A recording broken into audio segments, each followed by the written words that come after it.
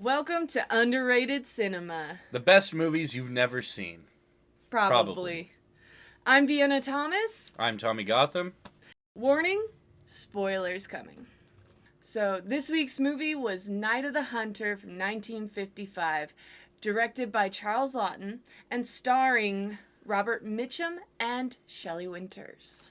Trigger warnings on this film. It does depict racist terms and themes, sexist terms and themes, violence against animals, children, and domestic violence. Our opening shot is of Mrs. Cooper, who we find out about later in the film. It's her and a few children around her, and their heads are kind of put on this backdrop of the night sky as if they're like little angels or cherubs, and she's reading scripture, the line that says, "Beware the false prophet." So yes, so we do open with the children, beware the false prophets. Then we see the implications of a murdered woman. We basically see her legs, and once again, children find the murder. And again, we have the corruption of innocence very quickly. Then we are introduced to what seems to be our protagonist, Henry. Well, now, what's it to be, Lord? Another widow? How many's it been? 6? Now, why I say what seems to be is just like our Henry, the preacher, he goes back and forth between good and bad. We actually have a protagonist switch in this movie. And I can't think of another movie. I know there must be, but I can't think of another movie that in a singular storyline, we have a protagonist switch from protagonist to antagonist. If you guys know any movies where we have a protagonist to antagonist switch, we would love to hear it. Please comment below. Yeah. So, seemingly our protagonist, we follow him into the jail where he meets Ben Harper, who is the bank robber. He has murdered 2 people in desperation for this $10,000, which would be about $98,000 our time, our money, and he keeps it very secret, and we do see a scene where he is put the pressure on his son John to hide the money and never tell anybody.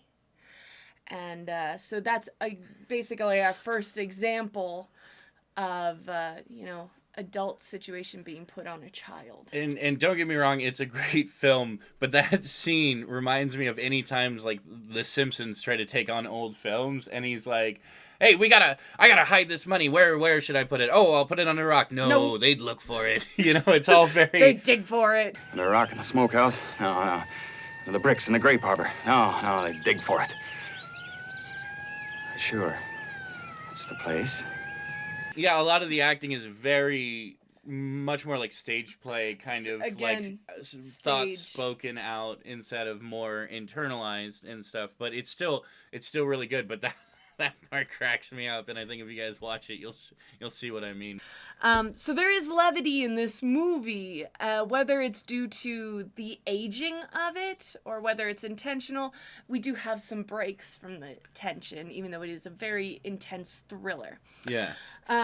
So, sadly, Ben Harper, whose intentions were good, he stole the money to help the children of the town. He was tired of seeing them go hungry, go homeless, and to help his family, he is found guilty and hung. Yeah.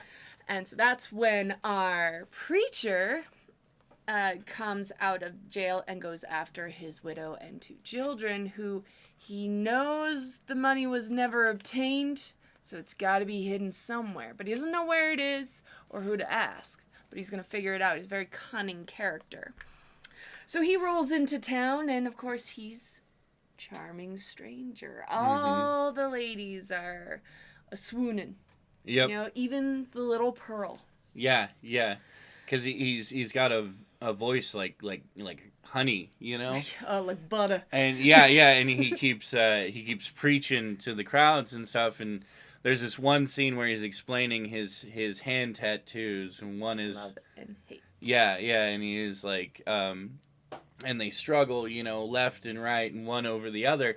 And this time when I was a kid, when I was watching it, I thought it was really profound and really interesting. But when you're watching it now, when I watched it now as an adult, it's all bravado. It's all bullshit. Now watch him.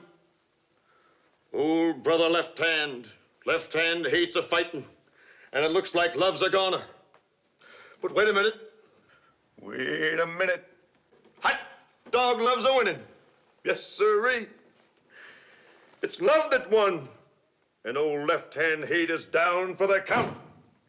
Yeah, so he kind of captivates the town, and this older woman looking out for Willa is like, well, you ought to marry that guy. You're a widow. You can't raise children by yourself. Go get hitched. Go get married right now. Yeah, those kids need a dad. And they kind of do. I think they only meet like 2 days, and then on the third day they go run off and get married. Yeah. And instantly the abuse starts. And but there is one moment of him hitting here, but when it begins, it's very calculated, very cunning abuse, and it's very scary, because he preys on religion and their religious hearts. And so she's on her wedding night, and she's looking in the mirror, and she's like, oh. She's getting ready for her wedding night. She's like, is my skin tight enough? And she comes out, and he tears her down. Mm-hmm. He's like, you are impious. This is not what this marriage is for. Now, he says it's for the good of the children, but we know what that marriage is for. Yeah. It's to get the money. And then the child abuse starts to happen, where he's already in on John and is verbally abusing, but there's a point where we kind of even break, where he goes after Pearl. After that encounter, when he's talking to Pearl and he kind of shows his character, the mom is walking home and she overhears it. So later on in the bedroom, he confronts her. He goes, you heard me yelling at Pearl, didn't you? You know I don't know where the money is. Because he had told the family that he knew, because he told that the husband had said, it was in the bottom of the river. Like he threw it in the bottom. Yeah, he threw it in the river. And the wife took that as like, sweet redemption. We don't have this, my husband's sin on our heads. Yeah. You were listening outside the parlor window. It ain't in the river, is it, Harry? Answer me. Ben never told you he threw it in the river, did he? In that scene where they're talking, if you notice, once again, we have dark and light. He is almost, at some points, completely blacked out in a silhouette, and at the very least, one whole side of him is blacked out, where we're looking at Willow, the wife, she's laying in bed, and from the windows, like the skylights, she's got almost heavenly light, like a church window, a Gothic arch shape directly around her. So again, we are playing with the dark taking the light. And it is in that scene where Willa is no more. And so after the confrontation with the wife, he's shown hovering over her, and then the very next scene is in the water, and you're seeing all of these little like seaweed strands and stuff, and it pans over and you see her hair flowing, and then you see her in the car. Yeah. So of course the preacher goes out and he's telling this sob story about how she ran away into the night and stuff, and they're like, what are you going to do? And he goes, I'm going to stay here and take care of these babies. Somebody's got to. Well, what do you figure to do? Do? Why, just stay right here and take care of them kids? Maybe it was never meant for a woman like Willa to taint their young life. And they ask him, are you sure? Are you sure that she's not coming back? And he kind of leans in on his hand, and he has hate right across his hand, and he looks up and he goes, oh, I'm sure. You know, and it makes for this amazing shot because, again, it's telling you he's just hateful, and he's like, yeah, and so it's really cool. He He presses the kids for the information, and then eventually the kids find a way to escape, and so they run down river. In a little skiff. Yeah, in a little skiff, and as they're floating, they're looking for generosity from households. They get a potato from this house. You know, they hide in a barn one night, and by morning time, they see him riding in silhouette along the road, singing that song, "Leaning on the Arms of the Lord" or whatever. On a pale horse. Yeah, yeah. And so it's a really intense shot. So they have to run out and do the skiff again, and eventually they come across this house where this gal has, no, they don't come across it. They kind of go into this embankment, and she just comes right up, and she's like, "Well, come on, come up. Get up."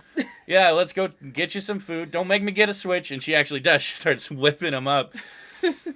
And it's this kind older lady named Miss Cooper. She comes out, you first meet her, and she is abrasive and almost a little scary.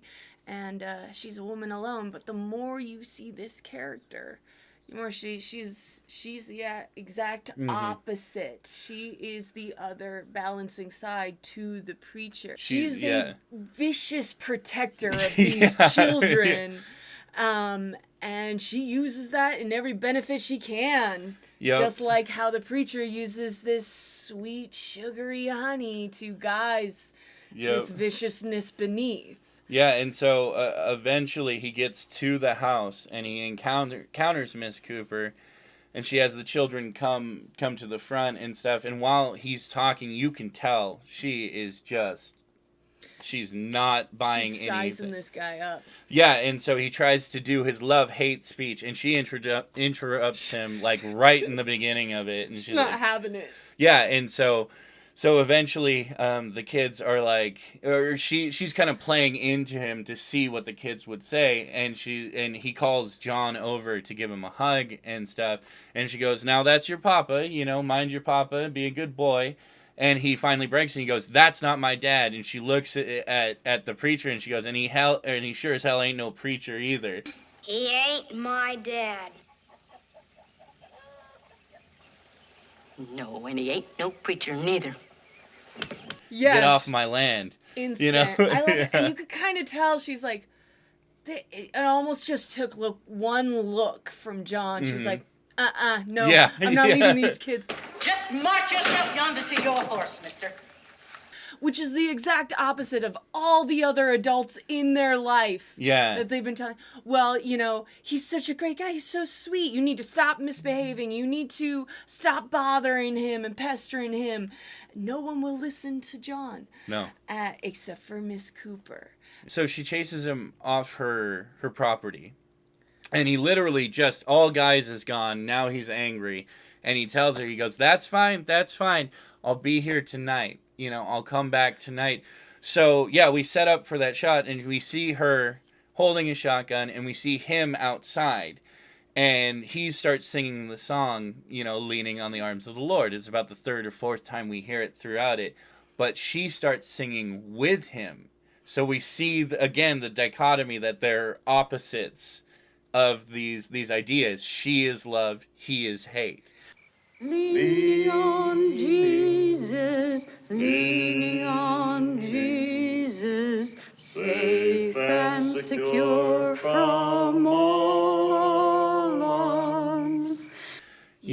And they harmonize in such a way where it's like they're harmonizing and they're singing the same words, but there is such a different feel from the two of them where it's so ominous and foreboding when the preacher is singing it, but when Miss Cooper is singing it, it does feel a lot more like a comforting calling. It kind of reminded me of the song Mom used to sing to us, the Calling All Children. Yeah, do you remember that? And it's like a foreshadowing to an epic battle of good and evil. Because they do the shots, and you think that they're separate. You think she's just somewhere in the house, and he's sitting outside on a log watching the house. But then it comes to this final shot where you realize, no, she is watching him from the window, and he is staring in to the house, waiting for his moment to strike. And it's really intense. It's one of those things, it's not so much scary as in like jump scare and stuff, but it's the intensity behind this character and how he is just willing to sit outside someone's house and wait for his moment to go in and strike. Because why would he not? He's a predator. He's stalking. Although that is one of my favorite scenes that got me one of the best scares because it's so tense.